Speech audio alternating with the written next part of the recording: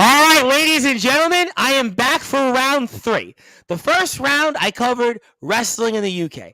The second round, you just heard me speak about the New York Harlem Underdogs of the ABA as the boys are getting ready for the season next Sunday. But now, this Sunday, we're going to cover all the games here in the NFL and much, much more. Monday night, who knows what else in between, with two of my guys, two of the linchpins of Sportswire Radio. And of course, that includes Chris Pizzea of the Liftoff Jets and the Talking Rivals. Liftoff Jets you're going to hear this weekend on sportnarium.com/player. And also, of course, the legendary SJC Long Island Golden Eagle, who is wearing a Golden Eagles jersey, but it's not his jersey. Maybe he'll tell us why. He is also the head coach for our Plainview JFK boys JV team. Of course, the boys are getting ready for tryouts soon. He's also part of the Level Up basketball organization. We'll be covering that very soon. Long Island Nets, Long Island Brew Crew, if that's a thing. That is the Brew Force Brad Weiss. And guys, happy Friday, and how are we doing tonight? Doing good. Doing great, Tom. How are you? Let's see how my voice feels. I'm actually not sick anymore, but now my voice is kind of so because I did pro wrestling in England earlier. I just did basketball at the ABA, and we're going to do some NFL games here for the next hour or so. So let me know, you let me know more or less in an hour or so, but let's kick it off because obviously we want to get into some games. Maybe we'll get a thought in here in the World Series, but I'll go Jets and Giants last, but I want to go to a matchup, the Brute Force, that if you would have asked me a couple of weeks ago when we were picking games, if this would have been an interesting matchup, I probably would have said, hit the snooze button, maybe forget about it. But it's actually the Minnesota Vikings and the Washington Commanders, and the Vikings 3-point favorites here. Commanders have actually won 3 games in a row in the NFC East. Everybody is actually 500 or better, so for those that are listening and watching on Sportswire Radio, the Brute Force, I know it's going to be a tough one for you to pick, but 1 o'clock, Vikings Commanders, what do you think wins? Yeah, so let me start with this devastating news before we get to this game, ladies and gentlemen, because if you look behind me, this might be one of the worst days in sports report history, that I have to report that John Gonzalez has taken over first place in our Pick'em records pool. So I'm very disappointed. Very disappointed. Wait, that's bad news? Bad news would have been like we were out of power or something. Somebody's home would have been destroyed. I was out of power today. There you go. And you're telling me this is like one of the worst days in sports report history? I mean, last week was bad for me, but this week... It's not good. With John Gonzalez taking over first place, this has got to end quick. So everyone here on the show, please, this is the last week he's in first place. But to get to the game, all right, I'm going to take the Minnesota Vikings in this game. I actually like the way they're playing. I'll give a shout-out to my Uncle Rob Shanahan, who's going to love Uncle Rob, by the way. Who's going to make a trip to New York in April, so I'm really excited. But he should be excited because his Vikings are playing good football. They're doing just about everything right, and especially when the sun's out. We were talking about sunshine. Kirk Cousins loves the sunshine more than anybody else, and the one thing he also likes is going against his former teams. And with the Commanders, obviously he was a part of the team when he was on the Redskins at the time. But ultimately... That was a while ago now. That was a while ago. Seems like a long time ago. I know. A long time, but ultimately he's going back to Washington. We all know the situation with Washington, which might potentially be a good thing in the end. We won't get to that today. But the Minnesota Vikings going in there, they're riding high. They're playing good football. They're running the ball extremely well. Their wide receivers are obviously lethal between Jefferson, Thielen. I mean, Osborne is not a scrub. And they just picked up Hawkinson from Detroit, which is only going to make their offense even better. So a lot's going right for Minnesota. They're on the fast track to win this division. I think they continue to do so in Washington this weekend when they win. Absolutely, and who would have guessed that the Vikings would be running away with this division here? You look at the Packers and their struggles, you look at the Bears, and we're also joined by John Gonzalez of the Sports Authority Group, so make sure you follow John, all the great things he's doing, despite what the Brute Force says. And Chris, Vikings, Commanders, actually kind of a cool matchup. Commanders have won 3 in a row. They're in the basement, but at 4-4, and the Vikings are looking up. Everybody's looking up at them in the NFC North. They're actually one of the best teams around in the NFC, other than your Philadelphia Eagles, but do the Vikings continue the momentum here, or do the Commanders make the NFC East a really, really difficult division? Yeah, I think it was a nice run by the Commanders, but I think it's going to end this week against the Vikings. Vikings are just too good. Like you said, they added Hawkinson this week. That offense is just going to be unstoppable as long as Cousins, doesn't Kirk Cousins himself out of the game. So, but like you said, it's 1:00, so he should have a good game. So I'm going to go with Minnesota also. And let me get to John Gonzalez here because John is with us. He says he goes with the Vikings, so no surprise there. And he also wants you to know that the bad news, Brute, is that I'm here.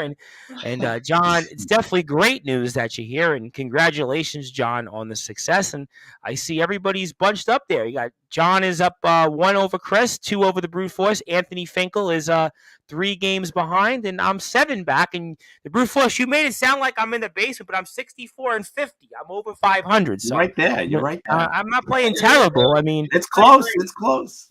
Listen, it almost reminds me of like the 1988 American League East, where I think like everybody was separated by like 4 or 5 games. The Red Sox, the Tigers, the Blue Jays, the Yankees. But let's get to another matchup here.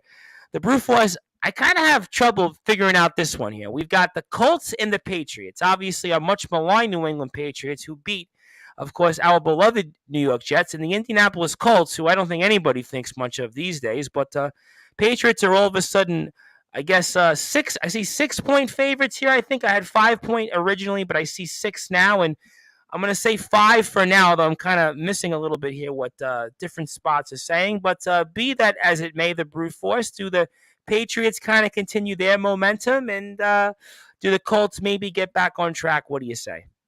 Well, I wouldn't exactly call this Patriots momentum. I mean, they didn't exactly play that well last week against the Jets. But obviously, Zach Wilson forgot which team to throw to. He was throwing to the other teams. So ultimately, it wasn't really the Patriots. I mean, they weren't scoring touchdowns. They were kicking a lot of field goals, which is why I picked up Nick Folk in fantasy because I think he's going to have a lot of field goals this game. And That's a good point. And I think that's going to be the difference in the game. I don't think either team is going to wow you on offense. I don't think either team is going to do anything crazy to move the ball up and down the field. But I think the Patriots will do more than the Colts ultimately and kick some field goals to help them win the game. Obviously, for the Colts, it's been absolutely, especially as a fantasy owner of his, miserable season for arguably the best running back last year, Jonathan Taylor, who is out this week for the Colts and has been absolutely pitiful for me in fantasy. So it's going to be a rough running game for the Colts. I know they still have Jackson, who's a solid backup. Lindsey will run a little bit too, so they'll have some decent running game, but the Patriots do a nice job defensively against the run. So I'm going to give the Patriots defense to be the best unit on the field in this game, and I think that's why they win in a game in which is not going to have a lot of points. So for the points, I'm definitely going to say under in this game. Yeah, I would definitely agree with you on that. And John Gonzalez also says to you, the Brute Force, I told you last week the party is over. I will be the undisputed champ. And he also says Frank Reich is toast. And we talked about Frank Reich, Chris, last year on the show, and he survived, but certainly he was going to be on the hot seat. It looks like right now his seat's definitely getting warmer. And, Colts Patriots for you, Chris. Do the Patriots, keep themselves alive here in the open AFC, or do the Colts somehow here find a way to get a win? Yeah, I think Frank Reich is definitely done after this year. I mean, how many quarterbacks can this guy be given and he's still going to stink? He's definitely done after this year, unless they have a miracle run here in the second half of the year. But I think it's got to be the Patriots. No Jonathan Taylor, that's going to hurt the Colts. So. It's got to be the Patriots, Yeah, no, I think that I think most people.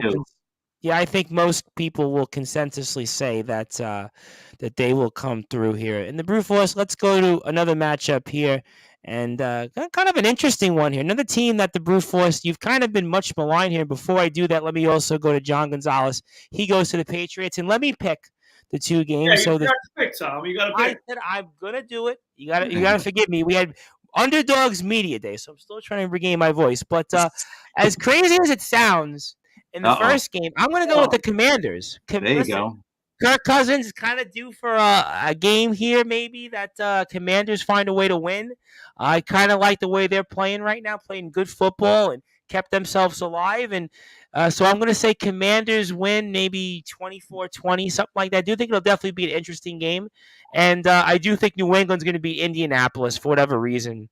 24-14, something like that. I think I'm definitely in agreement with you guys that I do not think much of the Colts right now. And the Patriots will, as usual, at least make it interesting for themselves in the division. So I think we're split when it comes to both these games. But the brute force, let's go to another game that, again, I wanted to get to that I think is really fascinating. It's the Chargers and the Falcons. The Falcons, the brute force, who you've kind of said in the past were the dumbest team in the league. But I look up in the standings and they're in first place right now. I mean, I guess you do almost like an early Christmas gift right now if you're an Atlanta Falcons fan. But Chargers are favorites here by 3, so it's kind of the sort of, I guess, toss-up pick'em game here with the road team with the small favorite. But do the Falcons continue the momentum, or do the Chargers, despite the early start, find a way to continue their season and get a win? What do you think? So I'm going to admit to you, Tom Bryce, when I came to this show tonight and I was obviously ready with my notes and had which teams I'm going to pick. All right, I went with the Chargers, but after further discussion and thoughts, okay. I'm going to go with the dumbest team. I'm going to go with the Falcons. Now, well, they can't be dumb no more, right? They're in first place, no? Well, let's make sure we note what happened last week, because the Falcons really should have lost at least twice, maybe 3 times in that game. True. Because that reminds me of last year. They won 7 games, and it was like, how did they win 7 games? Well, obviously they were up at the end of the game, and they let that long touchdown pass to Moore to tie the game. And if it weren't for Moore throwing his damn helmet off and making the kickers take a 48-yard extra point, basically, they might have actually won right there. Then in overtime, Carolina got the ball downfield. They had an easy field goal opportunity. The guy misses it again. All right, Pinheiro, a former Jet, couldn't make a damn field goal. I remember him. Yeah, I remember him. And finally, Atlanta got the field goal to win the game. So let's not act like they won easily last week. Okay, they had a scrap against a team like Carolina, who, yes, is a divisional opponent, but is not the best of teams. Now, the Chargers here, the reason why I'm going to go with the Falcons is because the Chargers are just decimated with injuries. I mean, they have no wide receivers this week. Williams is out. You got Keenan Allen out. I mean, I picked up Palmer, but, he's not that scary. Their running game, Eckler might not play. There's a lot of injuries. And Herbert, who I know from, again, fantasy, has not been great lately. So there's no one definitely knocking your socks off on the Chargers, because you don't even know who's going to play, Tom Bryce. And their defense all year has been decimated and not as good as it should be. The J.C. Jackson contract looks terrible right now. So there's a lot of problems in L.A. And I think the dumbest team, as much as I'm ripping them apart, have played decent football. And they've been good at home, by the way. They've had a really good season at home. So I'm going to take them in a close game. Again, I'm not that confident because they did have the Chargers coming into the show. But I think I'm going to switch. I'm going to go to the Falcons. And I also, before I get to Chris, want to give a shout out to Joey Bostrom. And Joey, we started a little late, but we picked 2 games so far. We picked the Commanders and the Vikings, and we picked the Colts and Patriots. So we're just doing NFL picks to get them all in, but that's what you missed so far. And I started late, Joey, because we had a media day with the New York Harlem Underdogs of the ABA. They're kind of like a semi-pro basketball league, but that's kind of what you missed so far. I have Ron Laird with us as well. I want to give Ron a big shout out. Ron actually had a photo we posted, I think, on Instagram and Facebook with Andres Jimenez, who just won a Gold Glove. So I mean, that was pretty cool to see. Ron is the man. Ron is always been a supporter of mine. So I want to give Ron a big shout out. But Chris, I mean, Chargers, Falcons, I mean, interesting matchup. Falcons are in first place. Chargers, I can't quite figure out. I always am a believer in the 1 o'clock start time for these West Coast teams is a little bit tough. But who do you think wins here? Yeah, you know what? I still don't believe in the Falcons. And you know what? Last week on that play where the DJ Moore took his helmet off, technically he was off the field. He was out of bounds. So he shouldn't have got penalized. They were talking about that after the game. But anyway, like he said, they should have lost and they didn't. But and like he said also too with the Chargers, they are just decimated by injuries. But the Chargers have to win, because if they lose, they're going to fall too far back in that division and then in the conference that they're not going to be able to get in the playoffs. And this is a team that a lot of people had maybe even going to the Super Bowl, forget about playoffs, right? So I'm going to say the Chargers. They're going to figure out a way. They have to. I'm gonna go with the Chargers. All right, let me get to some people's picks here before I get to, and I have a bunch of guys. John Gonzalez goes with the Chargers. Ron Laird has the Vikings, the Patriots. He also likes the Falcons. John Gonzalez is great. Brute going with the dumbest pick. Also, he says, thanks, Brute, with continuing to make me look good. Joey Bostrom gave me my picks. Well, Joey, you're here with us. You can tell us your picks because we're going to be here for at least another hour. So, or how long my voice holds up. I think we'll get through the games. He goes with the Falcons. And you know what? I'm going with the Falcons for what I said last week. When these teams like the Raiders or the Chargers or anybody West Coast travels, I know it's not that big of a difference geography-wise from Los Angeles to Atlanta, but that time zone difference to me is a big deal, especially I think with the clocks going back now an hour as well. Just call me crazy, but I'm going with the Falcons here. And again, Falcons have won a couple of games in a row, and there's almost kind of that opportunity for them to actually take firm control in a very, very weak, much maligned NFC South. And I really don't believe in the Chargers at the moment. So I'm going to go with the Falcons here. I think the Falcons win 28-20 or something like that, some type of game with that. So that's kind of what I think here. Let's see what anybody else thinks. But in the meantime, the Brute Force, I want to go to another interesting matchup, and that is the Miami Dolphins and the Chicago Bears. Dolphins seem like they've gotten back on track with a couple of wins in a row here, and the Bears obviously still going through some growing pains, to say the least. But 1 o'clock start time, Dolphins 4.5-point favorites in Chicago. Weather's been unseasonably warm here in the Northeast and in the Midwest, so I think that'll make things interesting. But what's your thoughts here? Do the Dolphins continue their momentum for a push into the postseason, or do the Bears kind of, I guess, continue their odd season they've had? I think the Dolphins continue their push towards the postseason. And listen, I know because, we're going to talk about them soon. Our beloved Detroit Lions, who they played last week. We're getting there. We're getting there. I know that.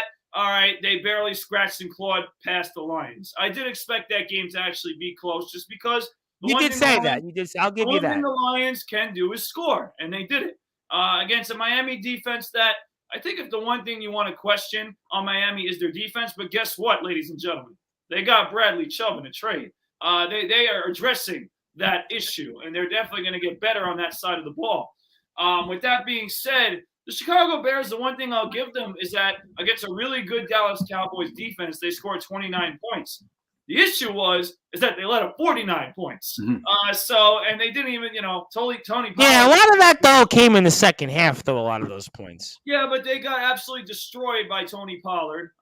They were, and David Montgomery and Khalil Herbert aren't scrubs running the ball. But, we're going to see Miami's running game against them. And I know it's not as strong as Dallas. But, between Mostert and they picked up Jeff Wilson as well. There's two former San Francisco running backs that were with Mike McDaniel when he was in San Francisco. So he's familiar with them. And I think they'll have a good game. But the key is obviously Tua and the passing game. I think that does well as also. And I think the addition of Bradley Chubb, whether he plays or not, I think this defense has a little more confidence now that they know that they're getting a big piece. And not only that, they just secured him too. They gave him an extension. So this is a big thing for Miami, and I think in this game, the Bears really can't hang with them that much. The Bears are headed towards not great directions, although I'll give them credit. They're playing better. But I think Miami is more desperate in this game, and that's why they win. Yeah, the Bears scream to me like 6-11. They just scream like 6-11 vibes. Yeah. I don't think much of them. And for you, Chris, before I get to the rest of the guys here, I mean, Dolphins, Bears, I guess Dolphins are continuing their early strong push, which continued from last year's really, really strong second half. And it would be kind of the game that you think the Dolphins would win comfortably in order for them to push for a playoff spot. But what do you think here? Yeah, I think the Bears, that they played better the last couple of weeks. Justin Fields, they're finally, I think tailoring the offense for him more than him into the offense. So I think they are getting better, but I just think Miami's the better team here. Like you said, they picked up Chubb. Yeah, Chicago picked up Claypool, but Claypool's not, he's good, but he's not an elite receiver. This guy's, maybe second-tier receiver in my book. He was on the Steelers, too. Yeah. So, boy, had to throw that one in there, right? But, I'll definitely go Miami in this one. All right, fair enough. And let's get here to some of the guys' picks. So Ron Laird goes with Miami. Joey Bostrom goes Miami 23-20. So John he's picking Miami to win, but he's actually picking the Bears in the spread, which is interesting. Yeah, well, the Bears, I think to Chris's point, they've played better offensively lately, and they've been in games. Bears picked up Chase Claypool. Also, John Gonzalez says, interesting matchup. I actually wouldn't be surprised if Bears win. I say stay away from this game. Yeah, I kind of feel like I could see your point because obviously Dolphins traveling. Bears have played a little bit better offensively the last couple of weeks.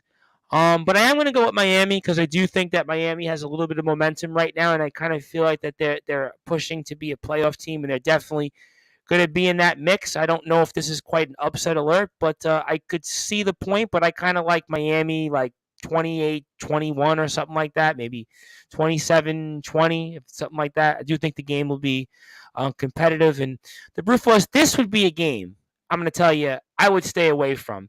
And that is the Carolina Panthers and the Cincinnati Bengals. Just when you thought the Brute Force at the Bengals were going to turn it on here and kind of make it a two-way race between them and the Ravens, they go into Cleveland and basically get their butts handed to them pretty much. And it's a Panthers team, which I guess has played a little bit better since the coaching change. Obviously, nobody really thinks much of the Panthers, but Bengals are really strong favorites here. But I kind of think this would be a game I would stay away from.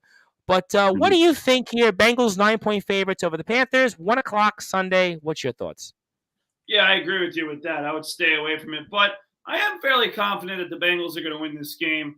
And I think, people are killing them for last week's performance. I think you give more credit, though, to the Browns because the Browns have actually had the Bengals number. They've beaten them a few times in a row. They are divisional opponents, so they know each other very well. Carolina, you can't say the same for that. I think Carolina, they've played better. I do agree. I mean, we saw the game. They, like I said, they should have won twice last week. And we'll see because next week the Panthers actually play the Falcons again. So that'll be very interesting. Yes, we talked about that last week on the show, I'm pretty sure. Very interesting to see what they do next week. But this week, I do think the game's in Cincinnati. I do think that the Bengals coming off a really bad performance will do better. I know everybody's concerned because Jamar Chase is injured and, the way that they played without him was not good. But I do think, again, you give the Browns more credit. I think they deserve more credit for playing well in that game and Cincinnati for a lot of bad decisions and bad play. So I'm going to stay confident in Cincinnati, even though they had a bad week, and say that they come back and win this one. All right, that's fair. I know some of the guys have some comments, but I'm going to leave them, especially Joey Bostrom's comment. But, Chris, I mean, I don't know. Part of me thinks is it a hangover for the Bengals? We do see this from time to time. Teams that lose in the Super Bowl the next year don't play as well. Or maybe there is something to what the Brute Force had to say, and they'll get back on track. And the Panthers, well, they've played better.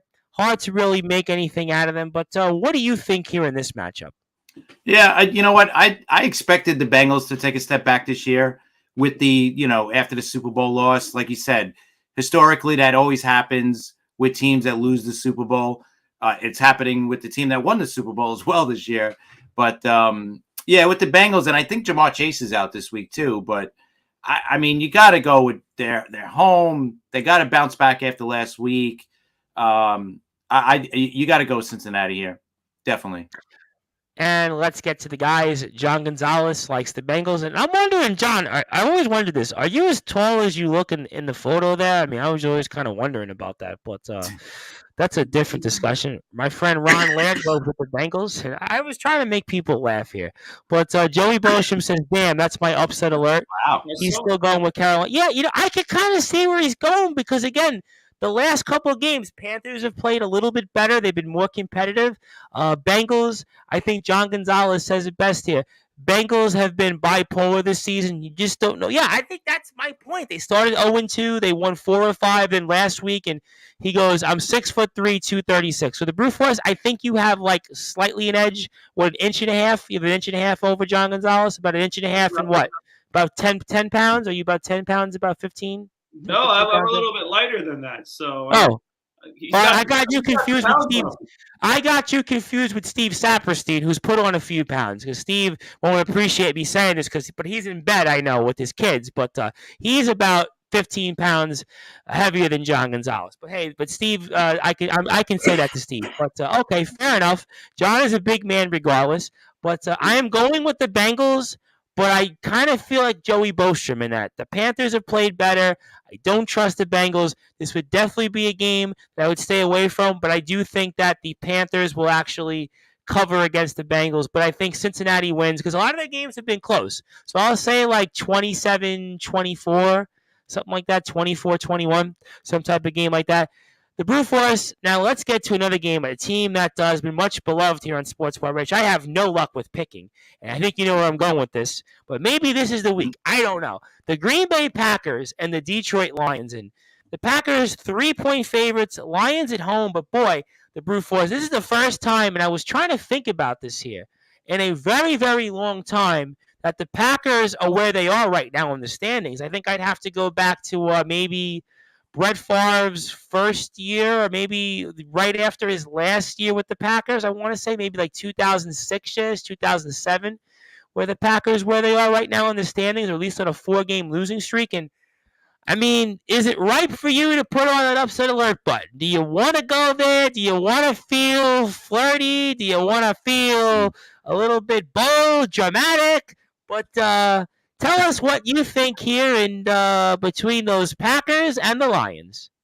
Yeah. So listen, I mean, this is a must-win game for these Packers. They've lost 4 in a row. But guess what, Tom Bryce?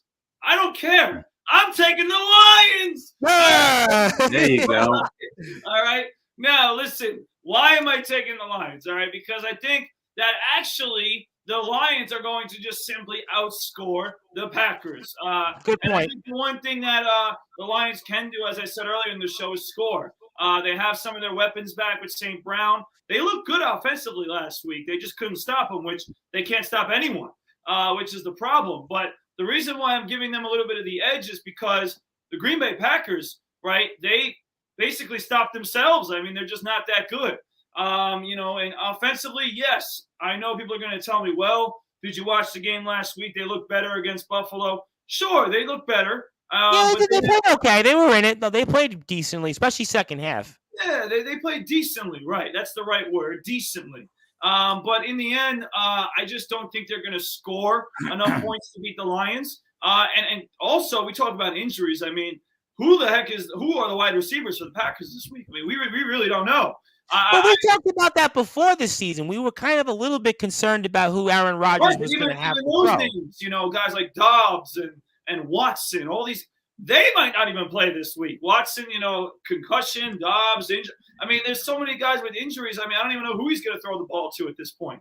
Randall Cobb is hurt. So I don't know that. And the Packers, one issue is that they do have a good player in Aaron Jones on the field with their running game, but they haven't used it enough because they've been losing. They've been trailing in games. So in the end, again, I like Detroit's offense and the Packers defense. I hate to say it, has been just as bad as the Lions. And the Lions defense is probably the worst in the league by far. So that's saying a lot. Oh, the Lions defense has definitely been terrible. And before I get to you, Chris Crackstaff has reminded me that the last time the Packers had a 4-game losing streak was actually 2016, but they haven't been 3-5. I was correct, 2006. So it's been a while since the Packers have been in this spot regardless. And before I get to some of the guys' picks here, what do you think here? I mean, the Lions seem to be due, but the Packers really do need a win to save their season, and maybe even their coach is going to start hearing the footsteps very, very soon in Matt LaFleur. But what do you think here between the Packers and Lions? Yeah, the last time the Packers, though, were under 500 wasn't that many years ago. 2017 and 2018, they were below 500. That was the last 2 years of McCarthy. Before the floor came in, so right, and they were but 3-5. They're the first time they're 3-5 since 2006. But that was my point. And actually, Detroit won their last meeting last year in Detroit. Was that the week of the season? I think, or this one? Yeah, I think it was. But before that, I think Green Bay had won 4 straight against them. But I think Green Bay wins. They'll figure out a way. I don't think they could lose to Detroit.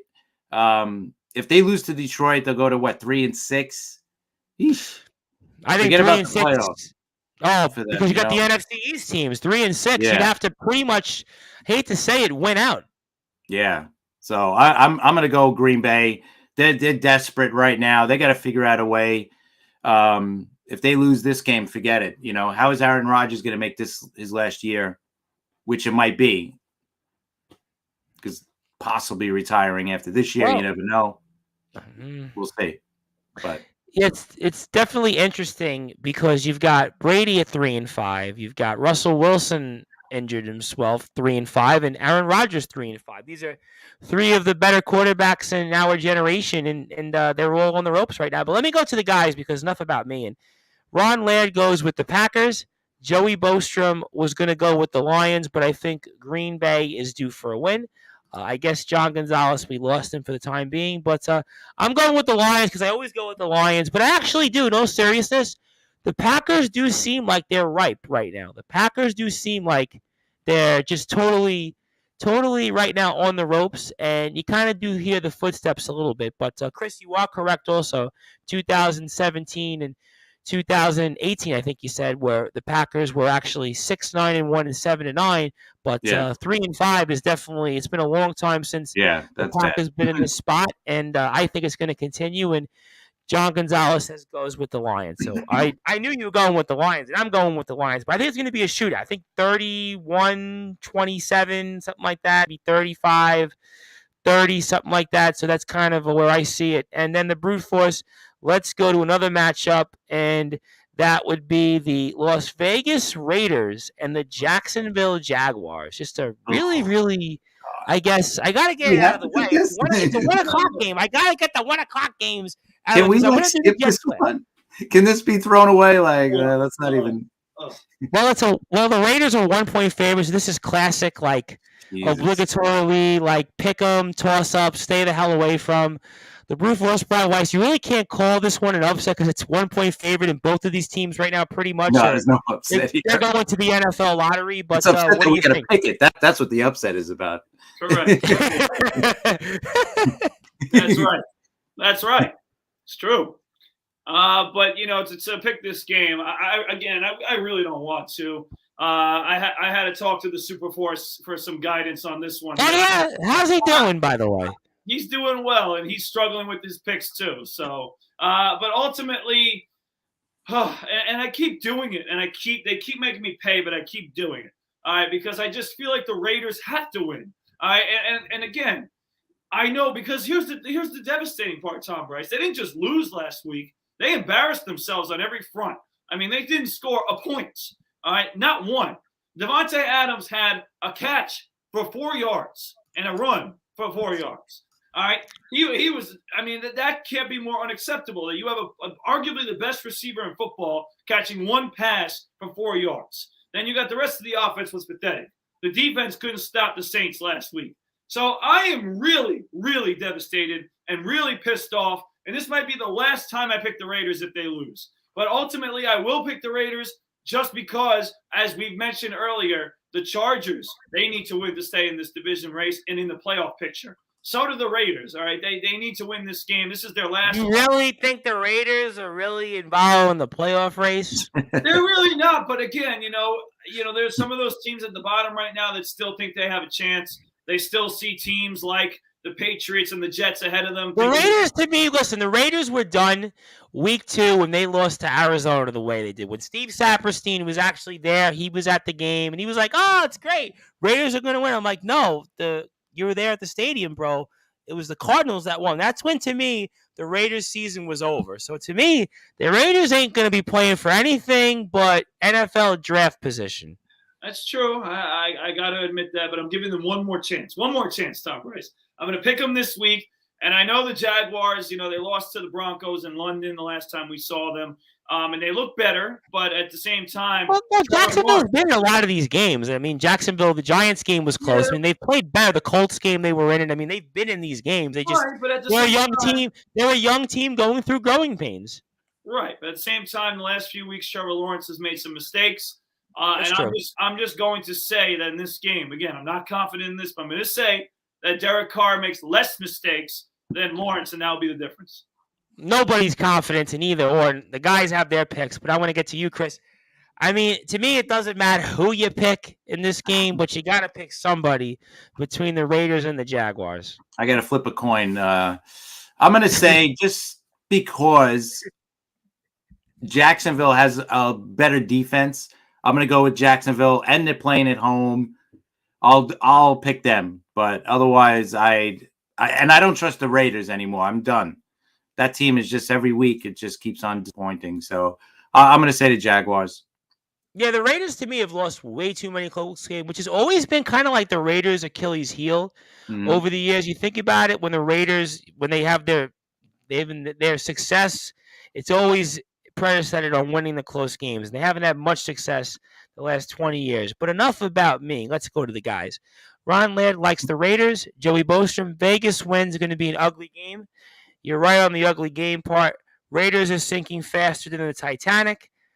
John Gonzalez likes the Jags. Yeah, I like Jacksonville. The only reason why, because I think Jacksonville's a young team, played a little bit better this season. And even though I know that they're on a losing streak right now, I kind of feel like that this is a kind of game where at least they're building something. Maybe for them going 5-12 or 6-11, it's a little bit of a baby step. So I'm going to go with Jacksonville here. But again, I think Joey hit the nail on the head. It's going to be an ugly game, and whoever actually were to win really wouldn't make a difference to me. But let's go to some of the 4 o'clock games. I think we've done all the 1 o'clock games except the Jets, so we'll save the Jets for last. But let's go to a game that originally the Brute Force, Buccaneers-Rams, would have been NFC Championship game preview. Obviously, we saw these teams face off in the playoffs last year in the divisional round, and it was just it was kind of a dud of a first half, but turned out to be a classic, especially late in the game, and it was just a really enjoyable game to watch. We thought it was going to be Brady's last game, probably should have been Brady's last game, and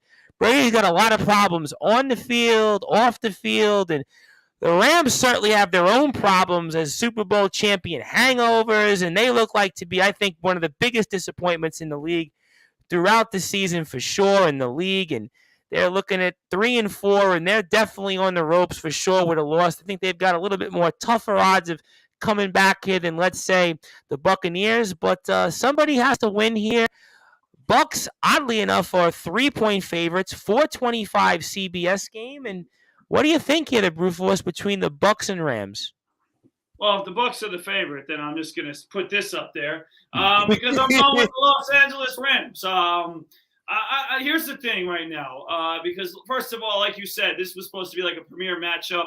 This has become basically who stays alive matchup and who kind of tanks, as John Gonzalez said, who hits the Titanic.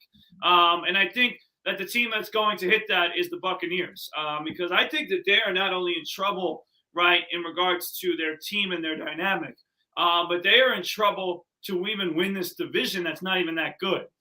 Because I think there's absolutely 100%. The Falcons we talked about already, and we'll get to the Saints later. I think those are two teams that are better than the Buccaneers are right now in regards to their team as a whole. But we'll get to the Saints more later. But the Buccaneers right now, they're a disaster. I mean, first of all, our old friend Todd Bowles seems to have no pulse on this team at all. His defense is not playing up to the level of the defense. The offense is a disaster. The offensive line is just letting Brady get destroyed, and we all know he can't move, so it's not going to help. Now, on the other side of things, I'm going to go back to a theory I used earlier on the Bengals, where I said give credit to the Browns for what they did. The 49ers right now, I think, are better than the Rams. And I know that, the Rams are supposed to compete better with the 49ers, but the 49ers, McCaffrey went crazy last week, and the Rams had no answers. Well, I think the Rams are going to have more answers this week because of the fact they're not playing as good of a team. And also, I think that they do have a little bit of an advantage on the defensive side in this game in regards to stopping what Tampa Bay has, and Tom Brady, who's not playing the best football of his career right now and certainly looks ready to go into retirement. So I'm going to take the Rams. The only thing that worried me at first was Cooper Kupp's status, but it sounds like he's going to play. So if he does play, I'm going to be very confident the Rams win this game. Yeah, some good points here. And John Gonzalez says, perhaps a night out on the town with Anthony Finkel might help out Tom Brady. No, Anthony Finkel is spoken for. So Anthony Finkel, I don't think would be a good advice to Tom Brady, but I'll get to some of those comments later. But Chris, Bucks and Rams, I mean, definitely two of the bigger disappointments in the league for sure, especially in the NFC.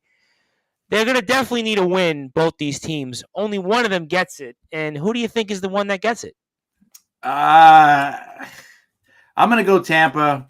I don't. Again, another team I don't trust lately is the Rams, and with Stafford, they just offensive line problems over there. I know Tampa Bay is actually having the same problems as well, but I can't see Brady losing 4 games in a row. That just I would love to see it. I don't think that's going to happen. So I think Tampa wins this game. Ugly, but they'll win. A lot of ugly games here. So let's get to some comments.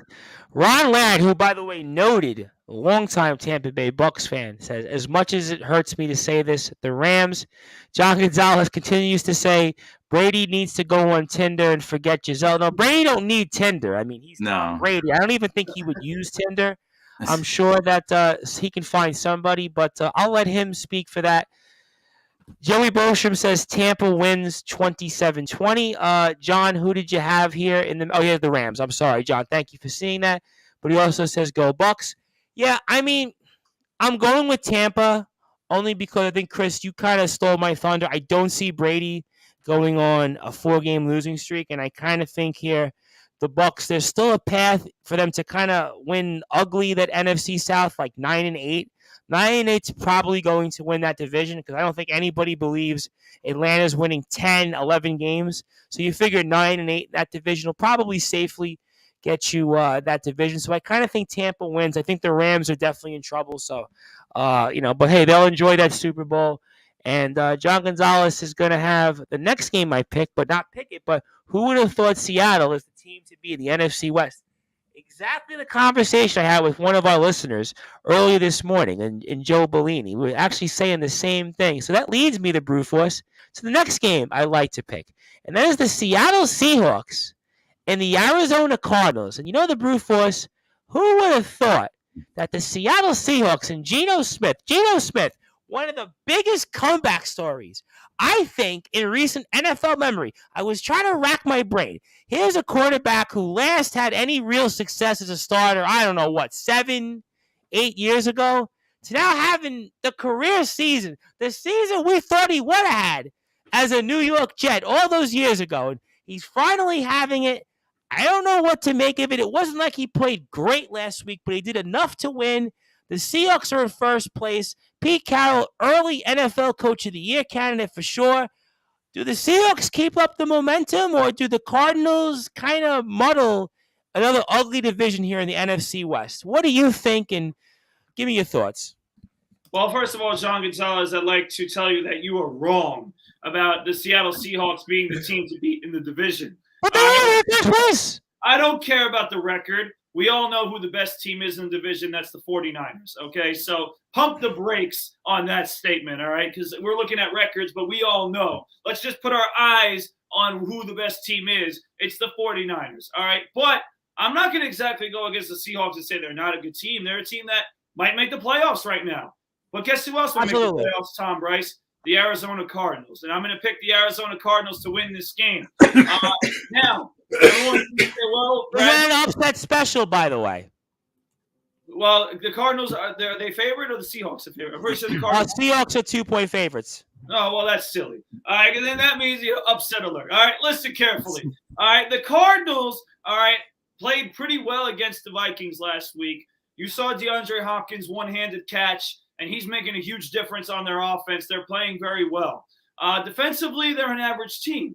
I know that they're not great, but the Seahawks aren't amazing defensively either, although I will give them credit for shutting down Saquon Barkley.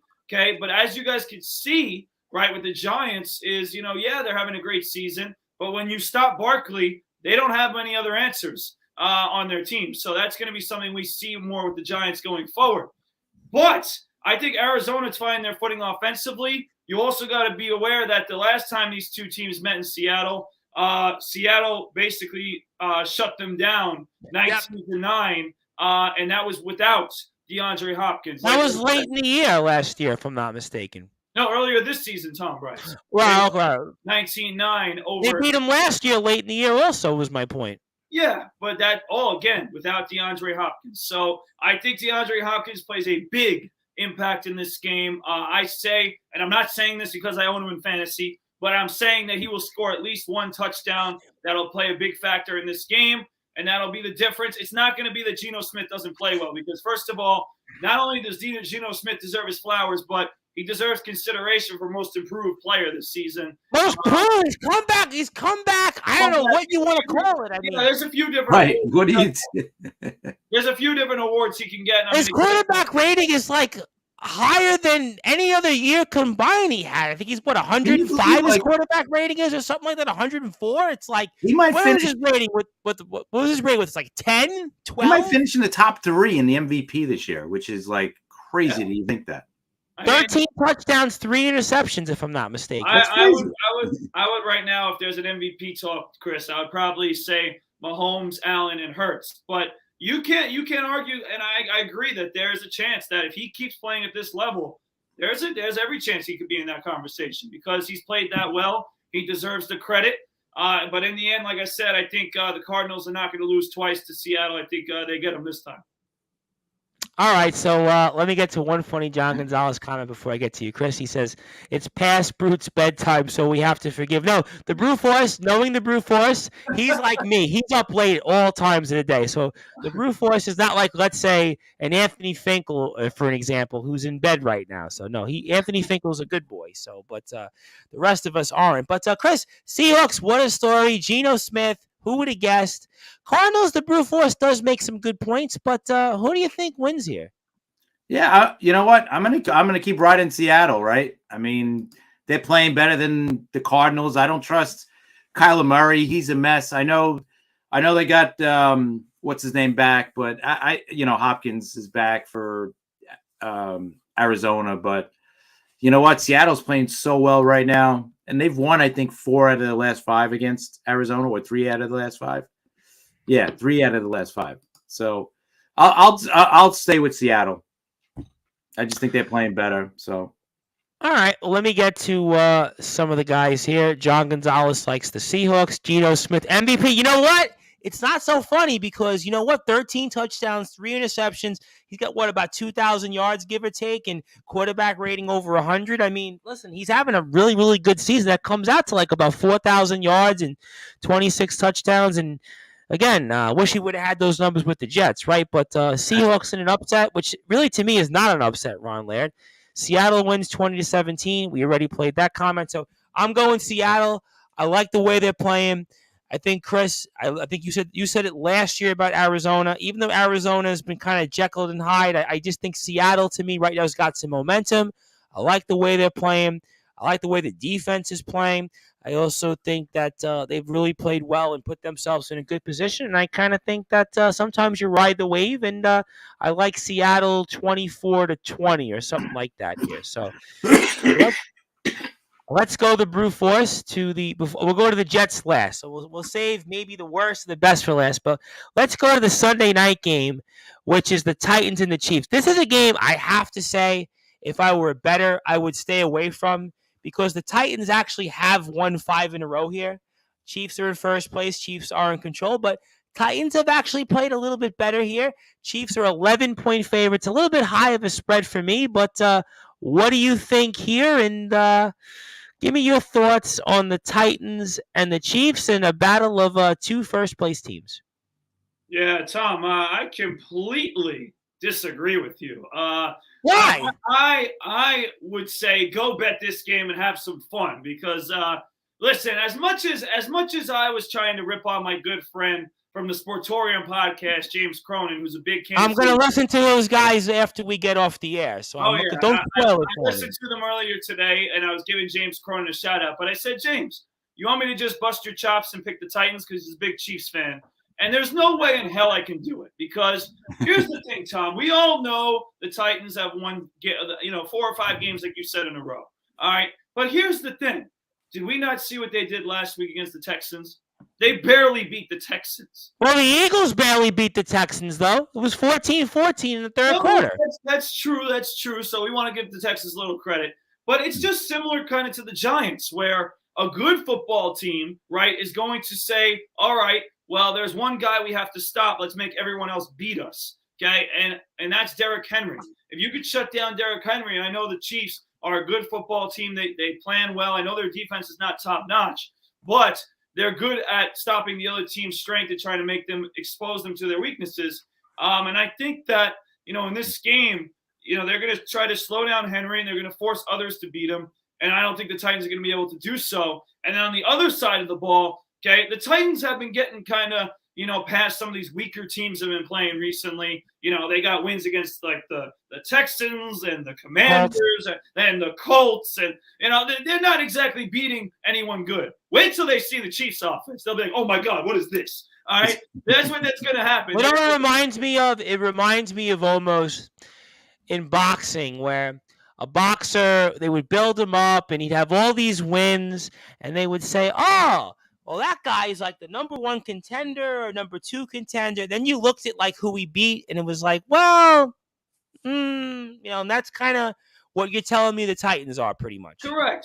So, listen, I do respect the Titans. I think Vrabel has coached well against the Chiefs in the past. And he's always coached the Titans well. I mean, despite all the flaws of the Titans, their record's been pretty good these last few years. I'm not going to go as crazy as saying this is a blowout like I did when the Bills played the Steelers, for example. I'm not going to say that, but I do feel comfortable in the Chiefs winning by at least 2 touchdowns in this game. I just don't think the Titans are on the Chiefs' level. They're far behind them. They're not on that level. All right, those are some fair points. The guys have some comments. But, Chris, I do want to get to you. I still stand by my point that this would be a game as a better because it's 11 points. I wouldn't want to pick it. But what do you think? Yeah, you know what? Tennessee beat them 4 out of the last 5 meetings. They beat them last year, right? Correct me if I'm wrong. We talked about it last year on the show. I think when we had them on, we were like, wow, the Chiefs, what's wrong with them? And I believe it was right after the Titans drubbed them. I know it was in Tennessee, but, I mean, the Titans do have played well against the Chiefs in the past. It was about this time, too. October 24th was their There game. you go. There you go. But I think Kansas City will win. I don't know if they'll cover, but they should win. I think Tennessee will hang in with them. But eventually, I think Henry can only take that team so far. They need more weapons to step up, and I don't think Tennessee has that. So and if Kansas City shuts down Henry, not shuts him down, but just slows him down a little bit, I think Kansas City is going to win. Probably a closer game than we think, but I think Kansas City wins. Now, I'll say one more thing before we get past this game. Also, what about the quarterback situation, right? We don't know if Tannehill's playing or not. If Malik Willis is playing, he don't got experience in environments like Kansas City. We all know how loud it is, how intense it is. So I think that right there maybe will change my mind a little bit about the spread, not the pick. The spread if Tannehill's playing. But right now it's Malik Willis. So if that's the case, I'm taking him with 2 touchdowns. All right, well, let me go to the guys here. John Gonzalez likes the Chiefs. Ron Laird likes the Titans. Very close. Take the Chiefs and the points. KC wins. Going to be a good game. I'm interested in seeing what Kadarius Toney can do in this Chiefs offense. Good point. Now I'm going with Kansas City, but the one reason I'm going to say Tennessee hangs in, Tennessee's defense has been good. I believe they're giving up less than 20 a game. The defense has played well. Vrabel always coaches them well. I don't think that Tennessee will win in Arrowhead. It'll be very tough. 8 o'clock, I think it'll be rocking in Arrowhead, but I'm going to say like 27-17, like 24-14, something like that. I think they'll just, for whatever reason, they'll cover the 11. I just think the 11's high, the brute force. I just think it's high. That's all. The only thing is it's just too high for me, too high. But I could see where you're going from there. But let's go to the Monday night game, and that is the Ravens and the Saints. Last year, the brute force, we were sick of seeing the Saints. Thankfully, we haven't seen the Saints as much in prime time, but there are other teams that would take that cake. The Bears is an example of a team I hope not to see much more in prime time, but at least they've made it kind of interesting. But Monday night game is the game we picked before the Jets, and Ravens are 3-point favorites here. And what do you think here? This is an interesting matchup in a lot of different ways for different reasons. I guess you can say the Ravens are back on track, but do I fully trust the Ravens? I don't know. What do you think, though, Monday night? I know it. I read your mind. I read your mind. I'm not going all in on the Ravens. And I was Mr. Confidence with the Ravens last week, and I started to praise them. But I think I'm taking the upset more or less because, again, I know it was against the Raiders last week, but I'm starting to like what I see from the Saints. And I think that they have a legitimate chance of winning that division. I think the Saints, Andy Dalton hasn't been playing bad football. He's been complimentary. He's been good enough. They have Kamara playing very well and playing better. And I think the defense, which has been the one thing with the Saints that had struggled earlier in the season, is starting to find their footing again. They're starting to play better. Because what kept them in it last year was the defense actually played better than we expected last year. Yeah, so I thought they got off to a slow start this year. But I think even though it was the Raiders, like I said, holding them to 0 is impressive. And I think that over the last couple of weeks, you're starting to see the Saints defense play to the level that they can potentially play at. And I think they will do a good job at slowing the Ravens down offensively because the Ravens are capable of being slowed down a little bit. I know they're have an interesting way of playing, but what has been their Achilles heel, Tom Bryce? It's been the end of the game. And I think this is going to be a close game, and it's going to come down to plays at the end. And this year so far, Lamar Jackson has made the mistakes. Where Andy Dalton, even though he's made mistakes, I think will make enough plays. And I'm not even looking at Andy Dalton. I think Kamara will lead them to the win at the end. A very close game, very close. But I'm going to give the Saints a slight edge. I'm thinking like 24 to like 22 or 23. Yeah, that's a good point. I think that Vegas itself kind of respects both teams in that sense. And the Ravens, like all their games have been close pretty much. And I mean, Chris, Ravens, Saints, the Saints have played, I guess, okay. I mean, the record's 3-5. I think they played a little better than their record, and the Ravens have played a little worse than their record. So, I mean, something has to give, or does it? But what do you think here in the Monday night matchup, which is, I think it's an okay game. I think I'm looking forward to this matchup in a crazy, odd way. But what do you think here between the Ravens and the Saints? Yeah, hopefully it's a good game. I think the Ravens will win. I like what they did at the trade deadline, picking up Raekwon Smith. Yep, so that John Gonzalez has that in his comment. Yep. But I just think Ravens are better. I know the same, but do you trust Andy Dalton? I don't know. I'm just not. I'm not really buying into the Saints right now. So give me the Ravens without a doubt. I think they'll win this game. Let's go to the guys. Ron Laird likes the Ravens. John Gonzalez likes the Ravens. As I pointed out, Ravens improved their defense with the addition of Raekwon Smith, Joey Bostrom. Saints win a close one, 2017. Brute, can you please look at the leaderboard? Look who is sitting on top. Yeah, play the leaderboard again in case John Gonzalez.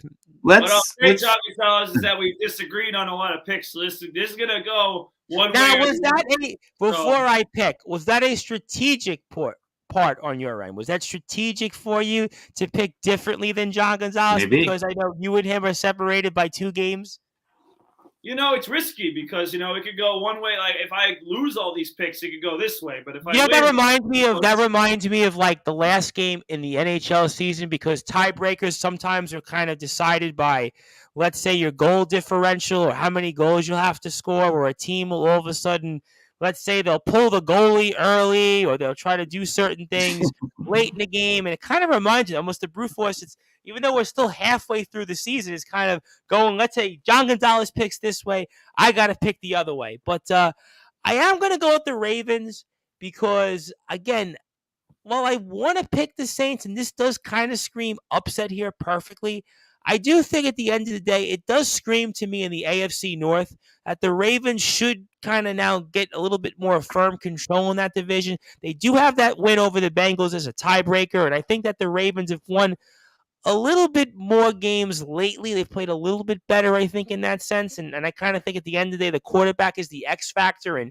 does anybody really trust Andy Dalton at this point? And Lamar Jackson, I think, makes enough plays. Ravens made some acquisition at the deadline, which I think Chris and John Gonzalez had pointed out. So I kind of say Ravens win by 10. I'm going to say 27-17. I think it'll be an interesting game. And I don't believe yet quite in the Saints, although they've played, I guess, okay. I guess they've played okay. You make a good point, the Brute Force, but you can't convince me. But there's one more game that we've left out. I can't quite say it's the main event, but it is because of our local teams. We wanted to save it for kind of last because, well, the Giants are on a bye, and of course, the Brute Force is a bonus. Our beloved, or my beloved Pittsburgh Steelers are also on a bye. Maybe it's good they're on a bye. Yeah, thank God, John Gonzalez. Thank God. Well, maybe they should. They should go on a buy. Maybe for a permanent buy. As Aerosmith's famous album "Permanent Vacation." Maybe the Steelers should go on a permanent vacation. But be that as it may for this season. But the Bills and Jets and the Brute Force, boy, I don't know if it's what I asked you last week. If the Jets were overlooking the Patriots and focused on the Bills, I don't know what it was. But nothing gives me any confidence going into this matchup here on Veterans Day. And one of our listeners is actually going to the game, and he had told me about it. And he goes, man, I should have got tickets to the Patriots game, and I'm worried the Bills are going to blow us out. And this is the matchup with the most one-sided spread here. And the Brute Force, 13-point favorites are the Bills. Obviously, Bills have looked like really the premier team in the league. I know the Eagles have the best record, but it's the Bills that look like maybe the team to win the Super Bowl. Maybe it's Buffalo's year. Do the Jets give us something going into the bye of the Brute Force? What do you think here? I have to put you on the spot because it's our last game to pick. It's the upset Bills, special. Jets. Here you go. Well, I guess I'll give you the upset special when it comes to the spread. All right. But not the game. It's no. The Jets are not going to beat the Bills. No. I mean, listen, the Bills are obviously much better than the Jets in basically all facets of the game. But at the same time, I do think the Jets show a little resiliency in this game. I think they'll show a little bit of fight, a little bit better play, hopefully from Zach Wilson. Hopefully he remembers which team he's on this week and tries to throw the ball out of bounds when he's trying to throw it away instead of inbounds where the guy can catch it. But ultimately, the Bills are going to win. The Bills are going to do what they always do. They're going to, throw. Josh Allen's going to run a lot. I'm really excited to see Diggs against Gardner. That's going to be a very exciting matchup if that is a matchup. To see that matchup on Sunday. But in the end, the Bills are not just Diggs. They're Josh Allen. They got, other pieces. I have Devin Singletary, who's had a decent season for Buffalo as well. And their defense is for real, too. They're going to give the Jets offense everything they got.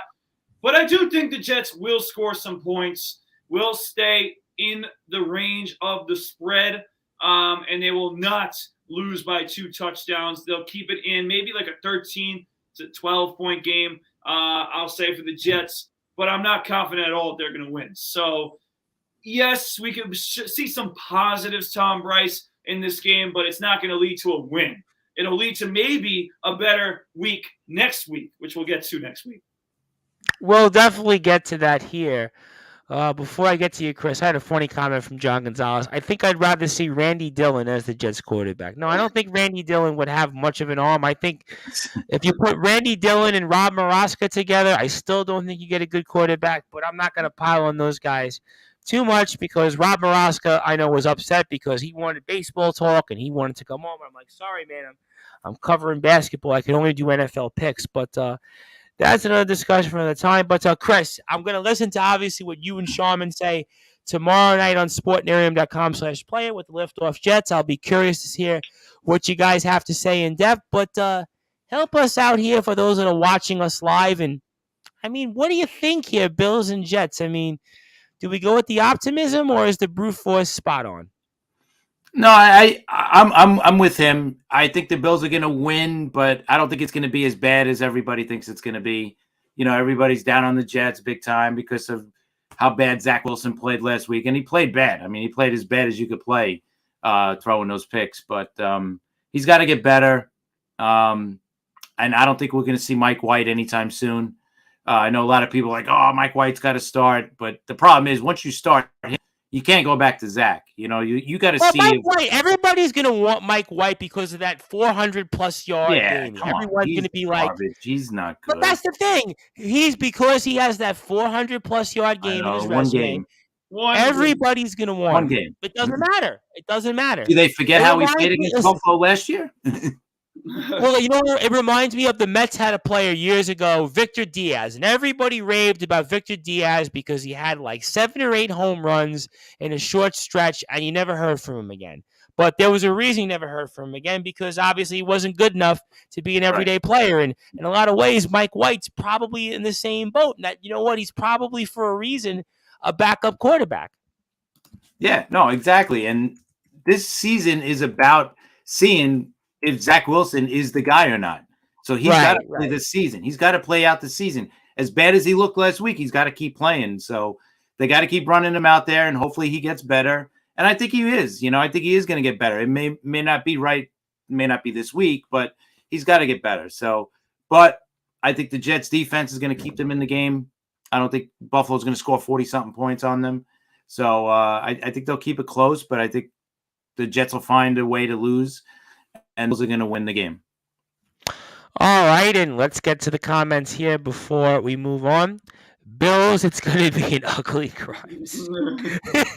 That reminds me of, speaking of Aerosmith again, the video for Janie's Got a Gun. We'll see that kind of video with the crime scene there and the guy in the glasses and the cop there with the trench coat. That's John Gonzalez there with the video for whatever reason. But that's be that as well.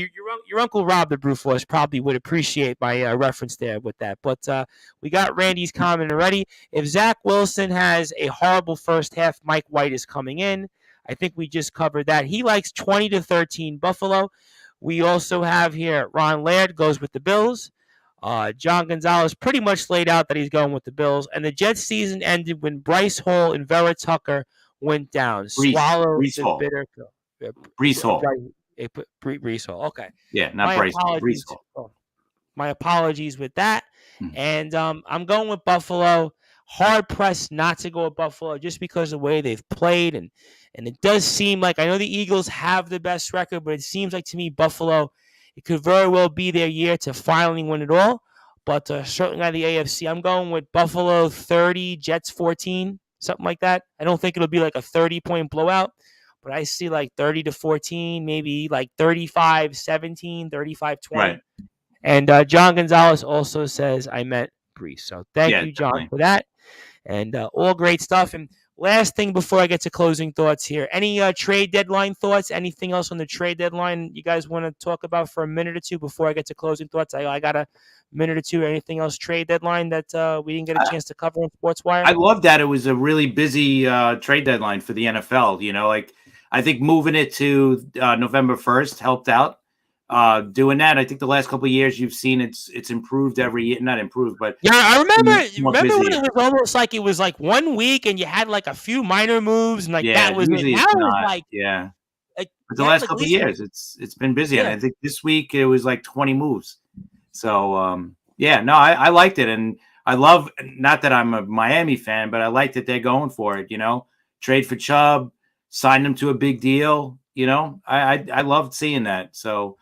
Chicago, I didn't really get what they were doing. They got rid of their two best defensive players, but then they traded for Claypool. So I don't know. I mean, I guess they traded for Claypool to help out Justin Fields and try to make him develop quicker too. So, I didn't really understand that. But anything for you, Brad, that stood out trade deadline wise before we move on? Listen, obviously, like Chris said, the multitude of moves was something that was exciting to see as a football fan. And obviously, the winners, as we talked about already, obviously the 49ers getting McCaffrey. I mean, that's probably the biggest deal of the trade deadline. You got Bradley Chubb, of course, going to Miami. That's going to be a big one. But, I gotta rip our Detroit Lions. What the hell are you doing trading Hawkinson to a divisional opponent? What are you doing? I mean, you basically just gave – and it wasn't like they got a lot back for him. They got a little bit back. But, I mean, Detroit, like, what are we doing here, Detroit? Like, we got all the trust. We were making you guys – I'll tell you what they did. I think they fired a coordinator or a coach earlier in the week. I think you're kind of seeing the wheels – start to fall off there. No pun intended, unfortunately. We were promoting them. We were getting excited. Everyone in Detroit was loving us here on the show. And this is what they've done. All right, they traded away one of their best players to a divisional opponent. It's the Minnesota Vikings, which Uncle Rob is happy about, so I'm happy for him. But still, come on, Lions. And then, listen, let me just say one more thing just to make sure I let John Gonzalez know. Your Pittsburgh Steelers, John Gonzalez, your Pittsburgh Steelers, all right, should have traded more away this trade deadline because they are toast. They should have cleaned some house. All right, Claypool was one, but they should have traded more pieces away to try to get some more assets because there's no way that they can believe that they have what it takes to become a winning team anytime soon because they simply don't. They should start giving away more, trading more away to get more picks because they need help. They're damn behind that steel curtain, John Gonzalez, and you better make sure you know that because everyone in Pittsburgh does, and you, the Pittsburgh Steelers guy who loves them, wants to hug them, wants to kiss them at this point, the Pittsburgh Steelers, you better tell them, John Gonzalez, that they need a redo. I'm going to stick up for John Gonzalez for 1 second because I actually know somebody who calls me up every time. He's one of our listeners, and he goes, I just want to hug you. I just want to hug you. I'm like, I hear you, but listen, there are people that love the Steelers, and I would also point out there is a very lovely, famous Pittsburgh Steelers fan. She is Dr. Britt Baker. She is a famous AEW star, professional wrestling, and she's also a dentist. And I would certainly say if I were to be a Pittsburgh Steelers fan, just look up Dr. Britt Baker. Dr. DMD. She's definitely the reason why I root for the Steelers each and every week. I'm sure a lot of men also as well do. But that's enough about that. But let me get a couple of comments. Bears were very active. Ryan Poles making a few moves. We talked about that. I know the Brute was upset over Claypool. All right, all great stuff. I'm going to ask you guys one more question before closing thoughts. And before I do that, John Gonzalez says the only thing I'm going to tell you, Brute, is that the king of the picks. Well, standings show it. John Gonzalez has got a 2-game lead, although Chris is right there. He's 1 game back, and Anthony Finkel is 3 games back, and the rest of us are behind. Why does Billy McInerney get 10-5 on the screen? He's not played enough games. Like, why is Billy McInerney? He played 1 week. So, I probably should get him off there. But, Get him off. He ain't coming on here anytime. I like Billy, but he was with us in the old Sports Report days, but he's 10-5. He ain't going nowhere. He's played 1 week. But the rest of the guys can stay on the screen, including my very longtime friend, Joseph Bostrom, of course, of South Beach and Staten Island. But let me ask you guys last question very quickly, and that is the World Series. Give me your picks here, Astros and Phillies, as we go tomorrow night into Game 6. Who do you guys like real quick? I'll go with Chris first. Who do you like, Chris? Astros? Has to be the Astros. I think they're going to end it tomorrow night, unfortunately. I'd love to see the Phillies force a Game 7 because we all love a Game 7, but me too. We were talking about that before we went live, and just as a baseball fan, I know it's tough because Mets and Yankees really don't like either team, but I'm trying to watch this as a baseball fan. I'd like to see a 7th game. Of course, it would be great because anything could happen in a Game 7, but I think Game 6, I think the Astros win it, and unfortunately, they'll be the champs. Then Dusty Baker, does he retire if he wins a World Series here? Does he come back another year? Maybe he does. Maybe he does retire. Excuse me. You're right. I didn't even think about that, but you're right. Well, he's 72, I think, or 73 now. And, I mean, you have to wonder, how much longer, especially if he wins it. But that's a different discussion for you, Brute Force. I know it pains you. Maybe, I guess, lesser of two evils for you would be Astros. But what do you think real quick? Yeah, I never thought that these words would come out of my mouth, and I really don't want to say it, but I think the Phillies are going to stay in this, and I think they're going to win the game. Wow, okay. And there's just something telling me, right, because you've seen it over the last couple of years when some of these NL East teams have won against the Astros that they get into a run for their money. They won games in Houston. So I actually think, listen. The matchup between Wheeler and Valdez, people are going to say Valdez has pitched really well, so it's going to be tough. But don't undermine Zach Wheeler. I know he had a tough first start against them, but I will say I think Zach Wheeler will pitch well. And, God, I really hate myself that I have to do this. But the guy who I've continuously ripped on, all right, is going to come through with a big hit in this game. Bryce Harper. I got a feeling he's going to come up with a big hit. The Phillies will win Game 6. And anything will happen in Game 7. And I'm going to stick to what I said last week, Tom. The Phillies are going to win the World Series. still. And Bryce Harper will be the MVP. I'll stick to it right now.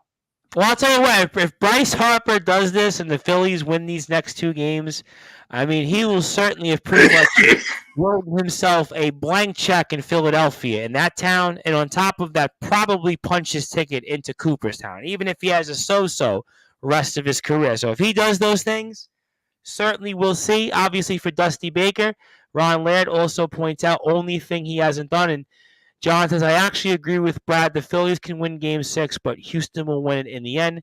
Game 7 would be epic on Sunday, especially football Sunday, because baseball was trying to avoid this 7th game of the World Series on a Sunday. And in fact, for those of us that remember as kids or growing up a little bit older than us, baseball used to always be Sunday night ending on a World Series. It used to always be. I remember the Indians and Marlins.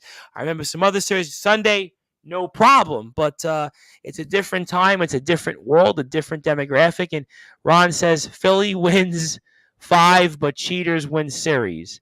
Meant Game 6. Phillies win 6, but cheaters. Yeah, I was like, Ron, what do you mean there? But I think we got the point across. But we'll see. I'm going to go with the Astros still because just the law of logic. Just because it's hard for me, even though I want the Phillies to win the series, I picked the Phillies. My friend Daniel Slavin listens to us was saying, well, who do you pick? And I said, well, I picked the Phillies.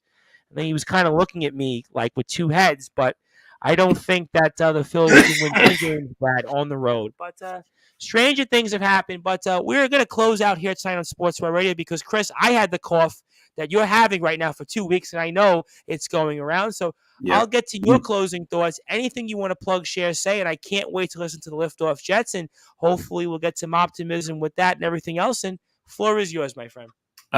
Thank you, Tom. Great show, guys. Always love hanging out on Friday nights. We should have a Talking Rivals on Monday, wrapping up the World Series, the regular season, everything. And looking forward to the Talking Hot Stove, baseball, and all the big moves coming. Excuse me. Sorry. I had the cough you had, man. I literally, today's the first day in 2 weeks I didn't have that cough. It's going, even in England.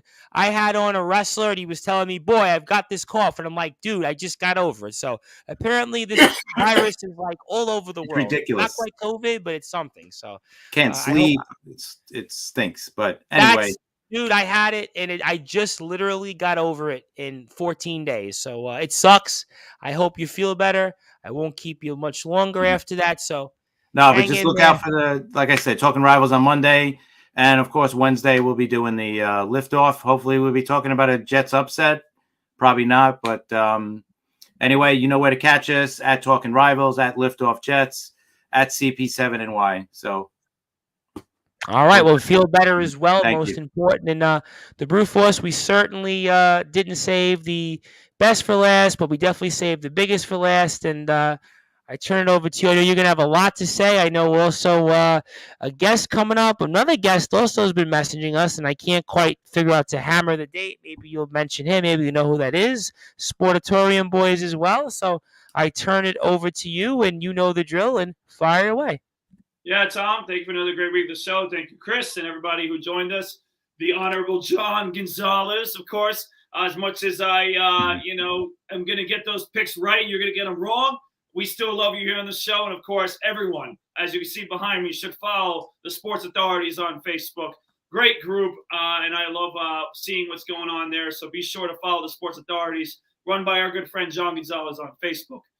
Of course, you want to find me on Facebook, you can search me at Bradley Weiss. You can find me on Twitter at BradWeiss20 and searching on Instagram. Now my 2 pages, my personal page at BWeiss20 and my coaching page at Coach Brad Weiss, which I said is going to keep getting busier because next week when we talk will be the last week before we start our Plainview Hawks season. And I am beyond excited for that. But for now, we're still doing a lot of great things with Level Up. I have another tournament this weekend out in Suffolk County with my 9th grade team. So I'm excited for that starting tomorrow at 12 o'clock.